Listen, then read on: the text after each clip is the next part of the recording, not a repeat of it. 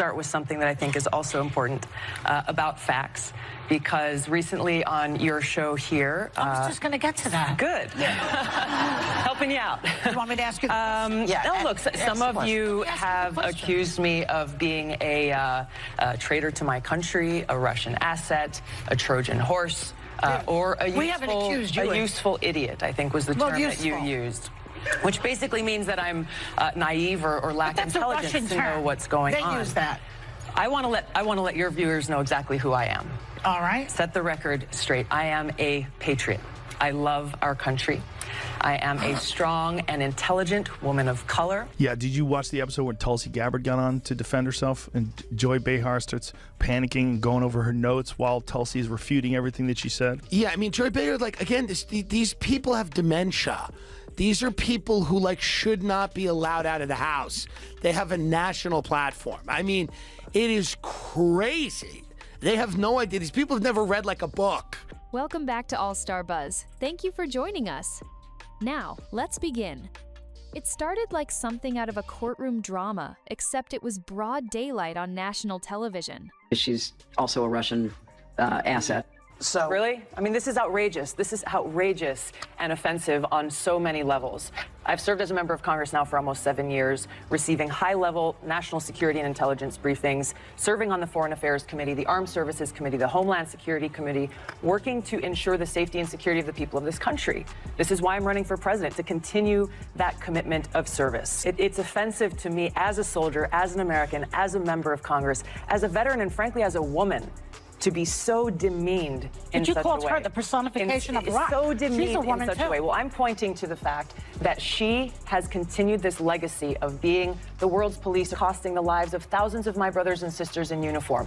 I'm speaking out against that. And What's your evidence to that? To change. Well, Are you serious? Let's hear it. Are you serious? Former Congresswoman Tulsi Gabbard walked onto the View stage not with a smile, but with fire in her eyes. She didn't wait for the pleasantries. She went straight to the heart of the issue, calling out the hosts for publicly accusing her of being a Russian asset. They actually said that on air. Joy Behar even went so far as to call her a useful idiot, implying Tulsi was too dumb to know she was being manipulated by foreign powers. I just want to straighten a couple of things out. I've never said, and I don't think Hillary Clinton thinks that you're a witting asset. You might be an unwitting asset. Not that that means you're stupid, but people can be used. Well, that's exactly what it means, though. That's exactly what it means. The other thing that confuses me, wait, I have one more question. You're on state TV all the time. Why do you go on Fox Channel, which is a propaganda network, 16 times with Tucker Carlson? I never see you with Chris Wallace or that other guy, what's his name, Brett Baer.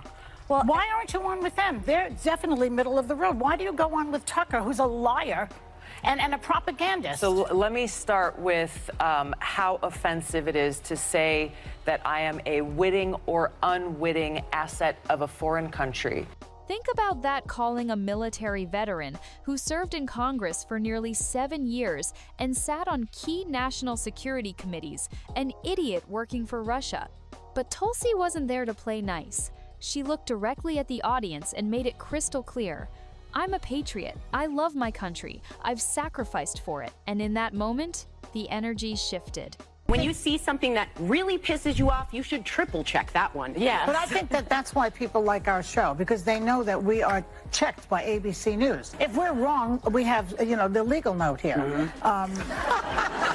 This guy, Joe Rogan, who believes in dragons. I checked it. He believes in dragons? He believes in dragons. Did you triple source that? Yes, I did. So this is the type of really, really bad information that's going out. It's a view. I don't know these people. Hey, this is the most important part. This is right after she was saying, we are run by ABC News. You should trust us, not Joe Rogan, who believes in dragons.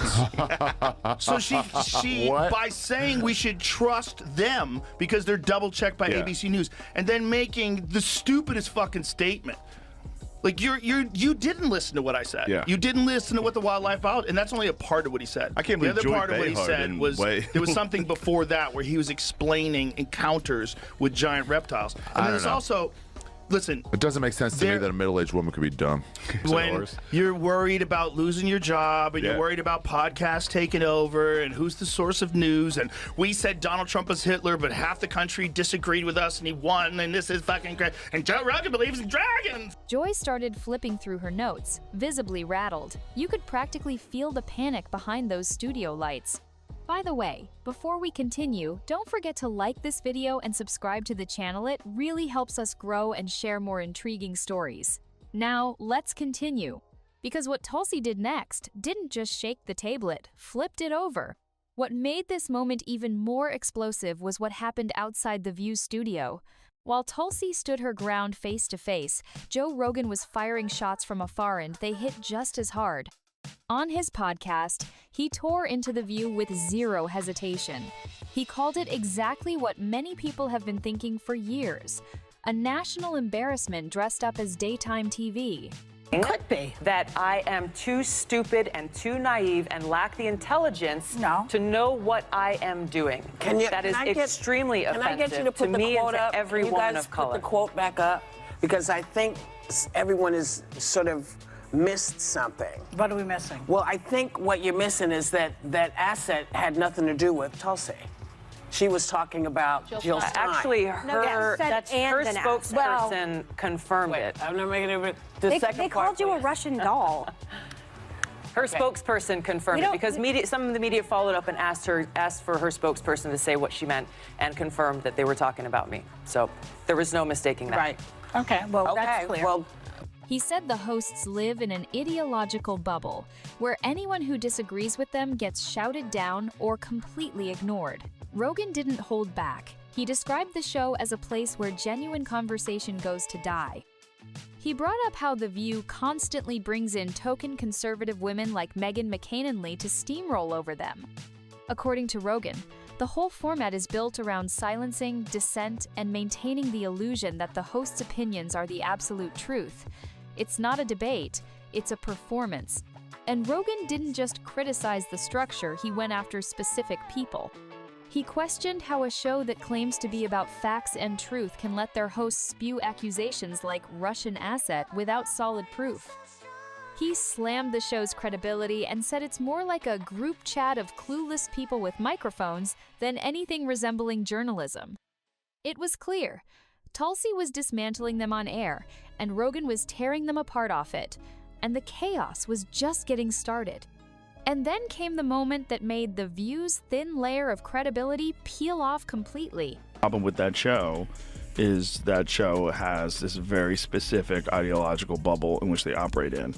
You know, and they always bring on a token conservative woman and they yell over her and silence her. And, you know, they did that with Meghan McCain, and they did that with what is that other blonde woman from Survivor? Do you remember her, Jamie? She was always yelling. I mean, it's just, it's a bizarre show. I think the way before you start, I think the way you described it is brilliant, and the way we should all look at it. Of course, you're going to see race. The idea of being colorblind is ridiculous, but treat everybody. They're just human beings. Everybody's just individuals. Tulsi Gabbard didn't stop at defending herself. She turned the table and exposed exactly how the show treats women who don't fit their script. With calm, surgical precision, she called out their so-called feminism for what it really was: performative. Tulsi pointed out that while the hosts love to say they support women, the second a woman speaks up with a different opinion, she gets labeled, mocked, and thrown under the bus. She highlighted how The View pretends to empower women, but only if those women follow their political agenda. Disagree with them? Do you see what Whoopi Goldberg said? What'd she say? Whoopi Goldberg said that Biden could arrest all the Republicans and put them in jail. You just need to see how unhinged this kind of thinking is. Well, you know what Joe Biden could do? Joe Biden, you have to see it, because it's so on TV. crazy. She said on television. you know, let's look at a scenario where the Supreme Court says, yes, he has all those rights. He is immune from everything. Yeah. You know what Joe Biden could do since he is presently president? What? Whoa. He could throw every Republican in jail. Suddenly you're anti-woman, anti-democracy, and unworthy of a seat at the table. Tulsi exposed this hypocrisy in real time, not with insults or yelling, but with facts and lived experience. She's a woman of color, a veteran, and a former presidential candidate. But none of that mattered to the hosts once she refused to play by their rules. And the best part? She stayed completely composed. No screaming, no eye rolls, just quiet devastation. One by one, she stripped away their "we're here for women" narrative, revealing the ugly truth behind their polished smiles. You raised a second issue about why I go on Fox News. Yeah. I go on Tucker Carlson, go on Bret Baier, go on Sean Hannity, go on MSNBC, go on CNN.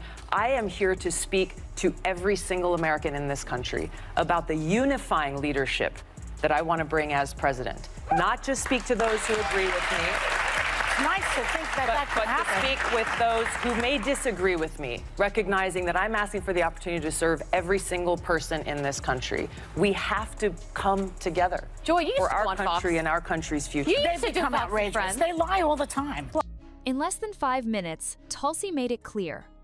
The feminism sold on The View was less about empowerment and more about control. And still, she wasn't done. Just when you thought it couldn't get messier, Joy Behar stepped in again and made things 10 times worse. Instead of owning up to the Russian asset smear, she tried to backpedal, claiming she never said Tulsi was a witting asset. According to her, Tulsi was just being used by foreign powers, not intentionally, of course. But let's be real, saying someone is an unwitting asset is just a slicker way of calling them a clueless puppet. Well, it is the show that people love to hate. Yes, that's true. That's true. They get so much hate watching and Yep. hate watching viral clips of them saying ridiculous things. I mean, Yeah. it is a rabies infested hen house. And at the Well, their audience is not really their audience. Their audience is a group of people they bring in to watch television shows. You know, I don't know if you've ever seen audiences before for TV shows, but a lot of them are paid. They're paid to be there. So, because they have to guarantee that there's going to be people there. So there's services that you hire. And when a show gets really, really popular, you know, like Letterman or something like that, obviously it has its own fan base. Right. Those people will try to get tickets before anybody else does. And in that case, they probably don't need to use a service anymore. They just get actual fans. But arguably, like, the fans, the real fans of The View that are like, oh, these ladies are on point, most of those people can't leave the house. Tulsi didn't let that slide. She shot back, clearly offended, and demanded accountability. She made it clear how outrageous and dangerous those labels were, not just for her, but for anyone who speaks against the grain. She reminded everyone that she sat on key committees like Homeland Security and Foreign Affairs, got classified briefings, and risked her life for the country. Being accused of betraying the nation she served was more than just offensive. It was a slap in the face to every veteran who's dared to speak out. Meanwhile, Joy kept fumbling, rambling about why Tulsi appeared so often on Fox News, especially with Tucker Carlson. These terrible things that are happening in our country are happening because we have people in power who care more about themselves and their power than they do about the people, this country, our Constitution, our democracy. They are setting this incredibly dangerous precedent that now, much like many banana republics in the world, whoever's in power has the ability to politicize and weaponize that power to go after their political opponent. Take away whatever people think about Trump or whatever. Right. The consequences and implications of what is actually happening and what so many of the Democrat elite are justifying in the name of protecting democracy is actually destroying it. As if that alone proved something sinister. But Tulsi had an answer ready. I speak to everyone. I'm not here to echo one side. I'm here to lead. It was a total unraveling. Joy tried to reframe the narrative, but Tulsi wasn't having it.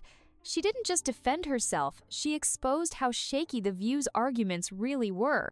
While Tulsi was holding her ground face to face, Joe Rogan was off stage throwing grenades in. One of his biggest targets was The View's claim to being a trusted source. You know, that moment where the hosts proudly declared they're backed by ABC News and fact-checked everything? Rogan didn't buy it for a second. In fact, he mocked them straight up, especially when one of the hosts, mid-rant, tried to discredit him by saying he believes in dragons. Yeah, dragons. Right after claiming they're the beacon of truth and journalistic standards, they actually tried to shut down Rogan by saying he talks about mythical creatures. Rogan pounced on it. He called it the most ridiculous and desperate deflection he's ever seen and the perfect example of how The View distracts from real issues with nonsense. According to him, when you can't argue facts, you go for character assassination, and that's exactly what they were doing. He pointed out the irony. They claimed to be fact-based, then immediately made the dumbest claim imaginable. And viewers noticed it too. Social media lit up, roasting the show for calling a man with a multi-billion-view podcast unreliable because of dragons. Rogan made it clear. The View doesn't want a real debate. They want obedience. And if they can't control the narrative, they'll twist it with whatever insult they can grab even if it sounds like a deleted Game of Thrones scene. But Rogan wasn't done, and now it was Whoopi Goldberg's turn in the hot seat. He tore into her with razor-sharp accuracy, calling out the way she hides behind this wise elder persona while pushing the same tired political rants over and over. Rogan didn't just take a jab at her acting career, though. He did remind everyone that her fame mostly comes from old movies like Ghost, which haven't exactly aged like fine wine. His real issue was how she uses her platform. According to Rogan, Whoopi talks like she's the moral compass of America, but when you actually listen to what she's saying, there's nothing there. Just a bunch of recycled talking points, spoken with confidence, but backed by nothing solid. He called her out for parroting whatever fits her ideological bubble while shutting down anything that challenges it. And then came the clip. Whoopi actually suggested that if Biden wanted to, he could throw every Republican in jail. It wasn't satire. She was dead serious, laying out a whole scenario as if weaponizing the justice system against political opponents was something to casually float on live TV. That moment, Rogan said, revealed everything wrong with The View. They present extreme, outrageous ideas like they're totally normal, then act shocked when people push back. He didn't just disagree with Whoopi, he dismantled the entire fantasy she's built around herself. And suddenly, her so-called wisdom started to look a whole lot like ego in disguise. Now let's talk about Joy Behar again, because believe it or not, she managed to dig herself into an even deeper hole. Rogan zeroed in on her like a heat-seeking missile. He mocked her go-to debate strategy. When she runs out of arguments, she just yells louder. According to Rogan, Joy isn't debating, she's performing. And the performance? It's all high-pitched noise, zero substance. He called her out for treating her opinions like facts, even when they're wildly off base. She never seems to check herself, but expects everyone else to meet her standard. Her method? Scream over people, throw around insults, and hope no one notices how little sense she's actually making. Rogan compared her to someone with an invisible megaphone, convinced that volume equals truth. But he didn't stop at her tone, he took aim at her entire attitude. Rogan said Joy acts like she's the voice of reason, but in reality, she's the loudest member of the I only listen to myself club. Every time someone challenges her, she doesn't listen, she doubles down, turns red, and tries to talk over them until the moment passes. He exposed her as someone who confuses anger with intelligence and applause with logic. And in doing so, he made one thing painfully obvious. Joy Behar isn't interested in real conversations. She's interested in dominating the room, no matter how ridiculous she sounds doing it. Then came Anna Navaroth, so-called moderate on The View, and Rogan absolutely shredded her. He pointed out something a lot of people have noticed but rarely say out loud. Anna tries to play both sides, but ends up standing for nothing. Rogan described her like a political pole dancer, swinging back and forth between liberal and conservative positions depending on who's watching.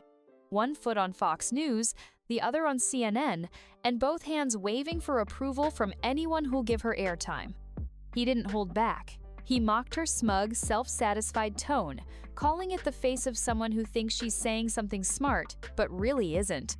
According to Rogan, every time Anna speaks, it sounds like she's auditioning for the next network gig, not actually standing for any real values. And when it comes to consistency, forget it. Rogan tore into how she constantly contradicts herself, bending whatever principles she has to match the room she's in. One minute she's slamming the right, the next she's defending them.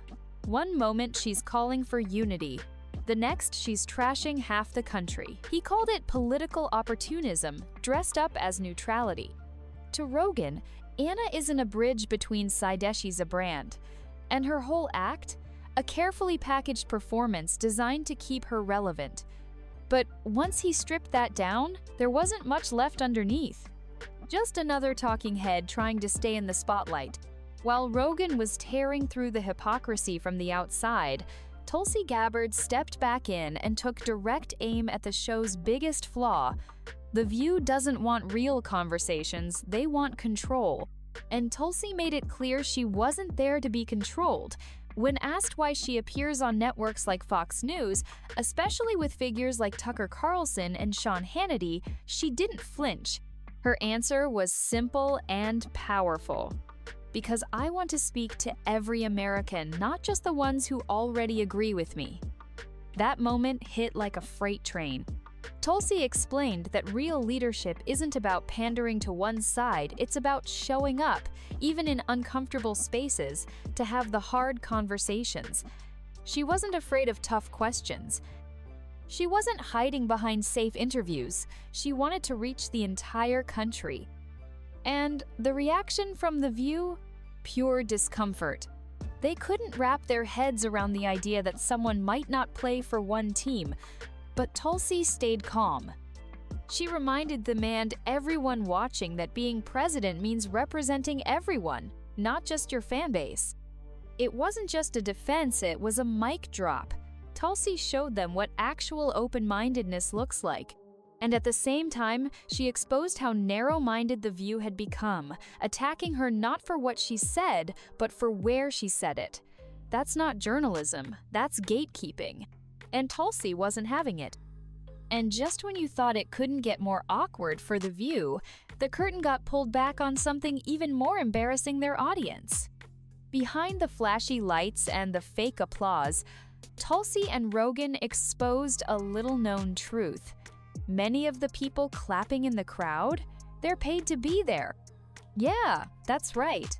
Tulsi pointed out that for shows like The View, audience services are hired to fill seats and guarantee reactions.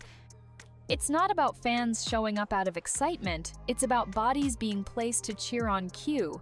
And if you look closely, it starts to make sense. The over-the-top laughs, the perfectly timed gasp sits, all part of the performance.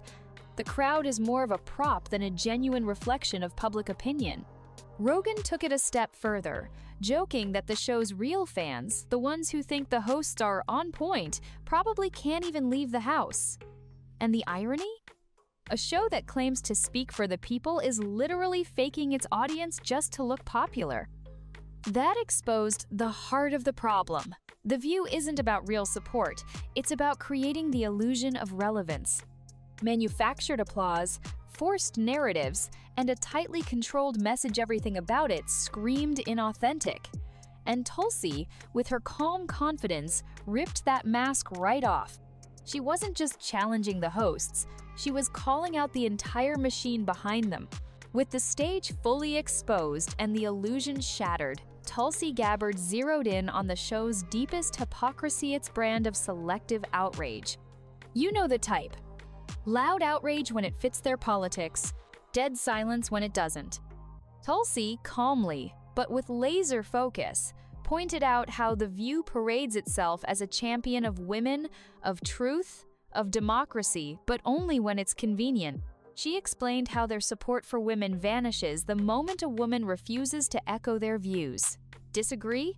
You're no longer a woman to them, you're a problem, you're a traitor, you're a puppet. Tulsi saw right through it. She exposed how they use words like anti-woman and anti-democracy not as genuine concerns, but as political weapons. It's all part of their script. And if you don't follow it, they try to destroy you. She described it as a dangerous gamione, where power and ego matter more than principles. The View's outrage, she said, wasn't about justice or values. It was performance outrage. Outrage with a camera crew. They weren't fighting for anyone. They were fighting for their narrative. Tulsi didn't yell. She didn't crack. She just held up the mirror, and what it reflected wasn't pretty. The show that claimed to empower women had just been exposed for punishing the wrong kind of woman. And Tulsi made sure everyone watching saw it with their own eyes. Then came the final blow-in. It was quiet, cold, and devastating. Tulsi turned her focus to Whoopi Goldberg one last time, and this time, she went in deep. She didn't call her names. She didn't shout. She just calmly tore apart the fake neutrality Whoopi hides behind every single episode. Tulsi exposed how Whoopi acts like she's above the political mudslinging as if she's just the wise, all-knowing mediator guiding the conversation. But the truth? She's one of the loudest voices pushing a one-sided narrative, all while pretending to be the voice of reason. Tulsi pointed out how Whoopi's so-called wisdom only ever shows up when it protects her side. The moment a topic threatens her views, suddenly, it's moral lectures and condescending tone, but never real discussion. And that was the magic of Tulsi's takedown. She didn't need a crowd, a cheer, or even a raised voice. She used calm facts, her own experience, and razor-sharp logic. She showed that you don't have to scream to tear down a lie, you just need to expose it. In that moment, everything about Whoopi's sanctimonious role crumbled. The pedestal she stood on, gone. Tulsi didn't just question Whoopi's impartiality, she proved it was nothing more than an act, carefully performed for cameras and applause. It was surgical. It was brutal. And it was the moment everyone knew this wasn't just a guest interview. It was a takedown. As everything unfolded, it became clear this wasn't just about a few sharp words or one heated exchange. What Joe Rogan and Tulsi Gabbard did was bigger than that. They didn't just take jabs, they dissected The View. Piece by piece, systematically. They exposed how the show isn't about open dialogue, it's about enforcing a script and crushing anyone who steps out of line. Rogan never even had to walk into the studio. From his own platform, he pulled apart their logic, their hypocrisy, and their smug self-importance like a pro dismantling a cheap toy. And Tulsi? She walked into enemy territory and calmly wrecked the place with nothing but her words. No theatrics, no screaming, just facts, conviction, and a refusal to back down. What they revealed was something The View tries hard to hide. It's not a platform for truth, it's a relic. A dinosaur of a show stuck in an old model where clapping audiences and shallow outrage pass as conversation. Rogan and Tulsi flipped that model on its head. They showed what real discourse looks like: sharp, honest, fearless sand in doing so. Made the show look like yesterday's news. There were no dramatic exits, no screaming matches, just the brutal clarity of being right and the devastating silence that follows when the other side has nothing left to say. And then came the final collapse, the moment when all the fake smiles, forced laughs, and rehearsed comebacks couldn't save The View. Social media lit up like wildfire. Clips of Tulsi calmly dismantling every accusation. Rogan's brutal breakdowns going viral in minutes. Memes, reaction videos, and thousands of comments calling out the hypocrisy flooded every platform. The host tried to fight back. They tossed out defensive remarks, tried to spin what happened, but it was like watching someone swing punches after they've already hit the floor. The damage was done. The more they talked, the worse it looked. The audience wasn't buying it. Even viewers who once supported the show were calling them out. It wasn't just a bad moment hit, it was a full-on collapse of credibility. Rogan and Tulsi had done something rare. Without even sitting in the same room together, they exposed the entire foundation of The View as weak, scripted, and dishonest. They didn't just win an argument, they changed the conversation. They showed millions of people that shouting doesn't equal truth, and that real strength comes from speaking clearly, calmly, and without fear. If you enjoyed this video, don't forget to hit the like button and subscribe to this channel. Also, drop your thoughts in the comments. See you on the next one!